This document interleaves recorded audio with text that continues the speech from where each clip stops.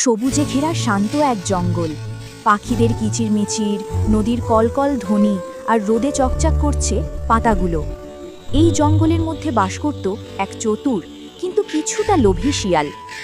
এক সকালে শিয়াল খাবারের খোঁজে বের হলো। সে নিজের মনে বলল, প্রতিদিন একই ফল আর ছোট ছোট প্রাণী খেয়ে কি আর বাঁচা যায়? আজ নতুন কিছু খুঁজে বের করতেই হবে। সে এদিক ওদিক ঘুরতে লাগলো নতুন কিছু পাওয়ার আশায়। হঠাৎ সে দেখে এক পুরনো গাছের নিচে সোনালি রঙের এক অদ্ভুত পাতা পড়ে আছে। পাতাটা ঝলমল করছে, যেন এর মধ্যে আলো জ্বলছে। শিয়াল অবাক হয়ে বলল, ও, এ কেমন পাতা? এমন কিছু আমি কোনোদিন দেখিনি। সে পাতাটা তুলতেই এক মিষ্টি কণ্ঠ ভেসে এলো আকাশ থেকে।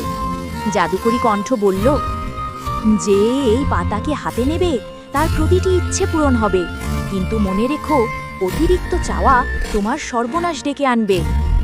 শিয়াল চারদিকে তাকালো, কিন্তু কেউ নেই। সে হাসতে হাসতে বলল, ইচ্ছে পূরণ হবে বলছো? তাহলে দেখি কি হয়। শিয়াল একটু ভেবে বলল, আমার সামনে এখনই এক গাদা মোটা মোটা মুরগি হাজির হোক। পাতাটা ঝলমল করে